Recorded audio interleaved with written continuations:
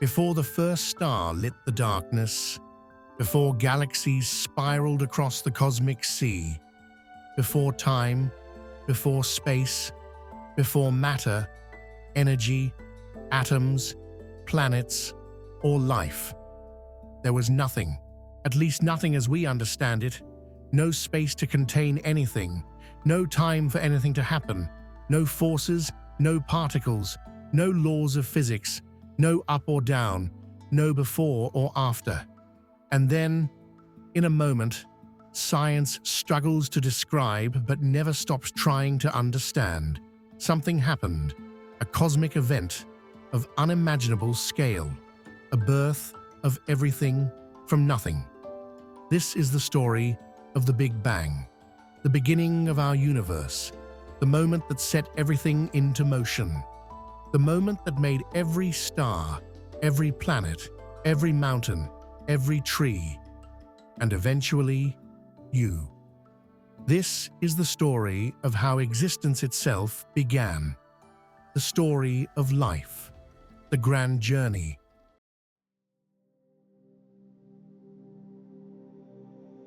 When we talk about the birth of the universe, we immediately run into a strange problem. Our brains are used to beginnings, the beginning of a day, the beginning of a life, the beginning of a story. But the universe, it's not just something within reality. It is the container of everything: space, time, energy, laws, all of it. So when we ask, what happened before the Big Bang? The answer is, there was no before, because time itself did not exist yet. Most of the trouble we have picturing the birth of the universe comes from trying to imagine it as if it were a normal event, like fireworks exploding in the night sky. But the Big Bang did not happen in space. It created space. The Big Bang did not happen at a location. It created all locations. And it wasn't even an explosion. It was an expansion. Space itself, stretching, growing, unfolding from an extremely hot and dense state. Imagine a universe the size of something smaller than a proton. Everything that will ever exist, every galaxy, every atom, compressed into an unimaginably tiny, hot, energetic seed. Not a point in space, but a point that is space. From this seed, the universe began its incredible journey.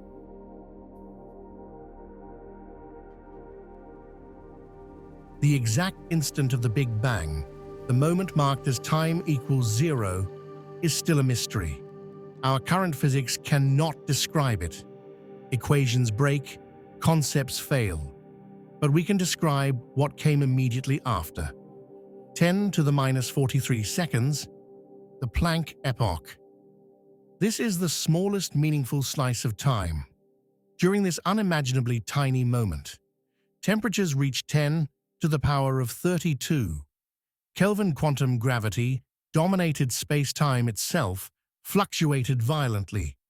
We don't yet have a theory that unites quantum mechanics and general relativity, so what happened here is unknown territory. Scientists believe the laws of physics were not yet separated. Forces were unified. Space-time was foamy and unstable. After this chaotic instant, the universe began to settle.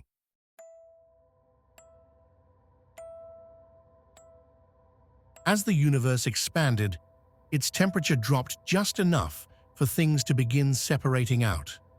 10 to the negative 36 seconds. The grand unification epoch. The universe is still incredibly hot and dense, but cooling fast. During this time, gravity separated from the other fundamental forces. The remaining forces, electromagnetic, strong nuclear, weak nuclear, were still merged into one superforce. Imagine energy so intense that the distinctions between forces no longer exist, a universe in pure chaos. And then something remarkable happened.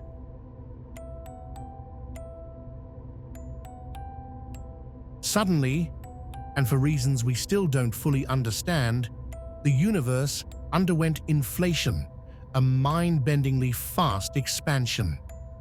Lasted from 10 to the minus 36 to 10 to the minus 32 seconds. The universe grew faster than the speed of light. This is allowed because space itself was expanding, not objects moving through space. The size of the universe increased by a factor of 10 to the 78th power.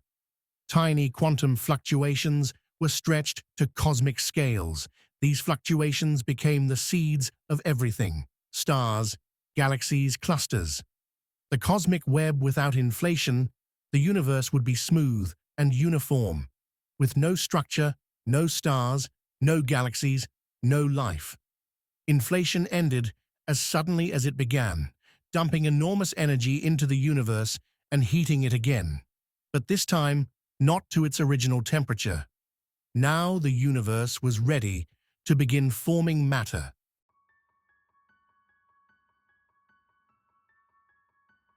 Ten to the minus 32 seconds to 1 second. The quark epoch.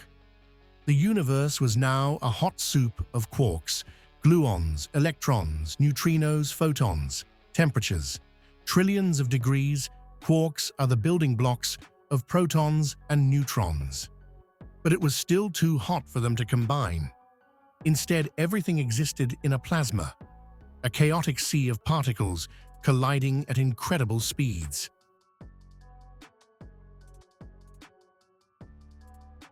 Around the 1 second mark, something crucial happened. The weak force froze out.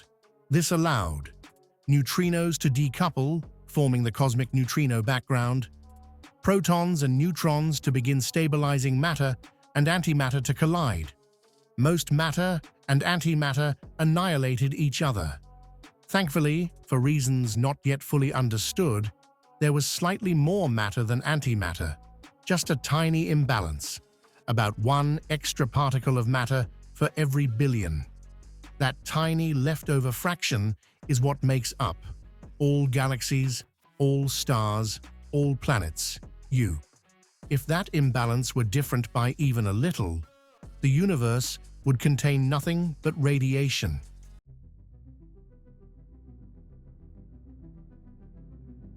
Temperatures finally dropped enough for protons and neutrons to fuse into the nuclei of hydrogen, helium, a little lithium. This is called Big Bang nucleosynthesis. It lasted only a few minutes, but it determined the basic chemical recipe of the universe. Yet these were not atoms yet, just nuclei. The universe was still too hot for electrons to join them. It would take hundreds of thousands of years before the first actual atoms formed.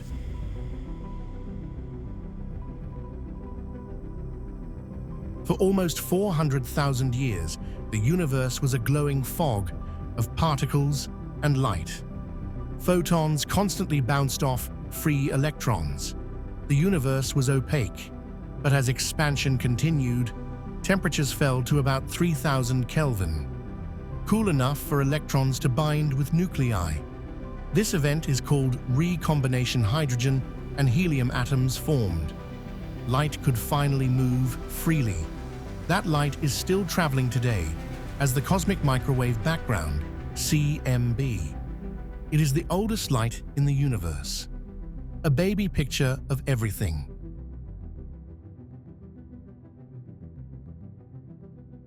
Now, the universe was filled with neutral hydrogen atoms, a dark background, no stars, no planets, no galaxies yet, just a cold, expanding universe, growing darker and quieter. But gravity was still at work. Tiny density differences created by inflation began to attract matter. Slowly, over millions of years, slightly denser regions grew larger, and eventually collapsed into the first stars.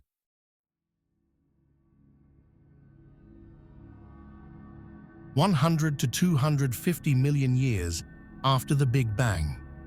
In a universe of darkness, the first stars began to shine. These were not like stars today. They were enormous, often hundreds of times more massive than our Sun.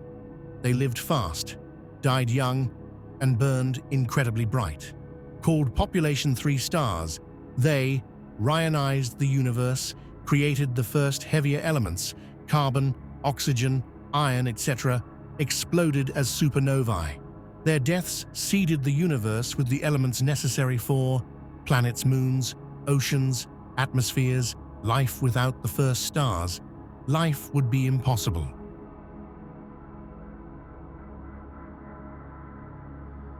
Gravity gathered stars into clusters, clusters into proto-galaxies, and those into the first real galaxies.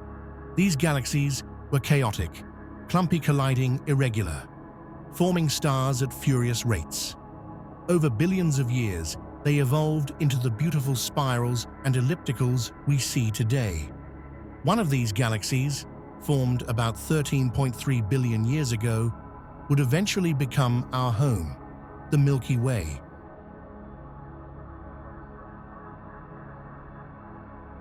As galaxies formed, gravity drew them into massive structures, filaments, walls, superclusters, voids.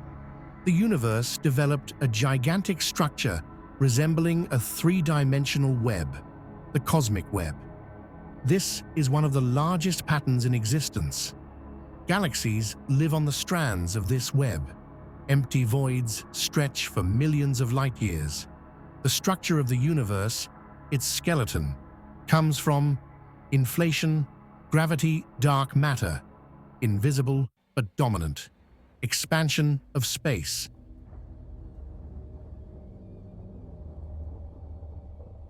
The Big Bang created only hydrogen, helium, and a little lithium. Everything else, carbon, oxygen, nitrogen, iron, gold, was created later, inside stars. Carbon, oxygen, nitrogen. During supernova explosions, iron, nickel, silicon. During neutron star collisions, gold, platinum, uranium.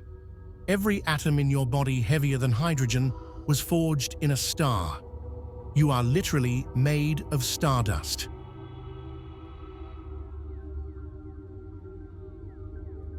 Billions of years pass. Galaxies merge. Stars are born and die. Black holes grow at their centers. New planets form. Eventually, in a small corner of the Milky Way, a new star ignites. Around it, a disk of dust and gas swirls. And on a tiny rocky world orbiting this star, the ingredients forged in ancient stars begin to combine, to react, to assemble, and eventually to become alive. But that is a story for another video.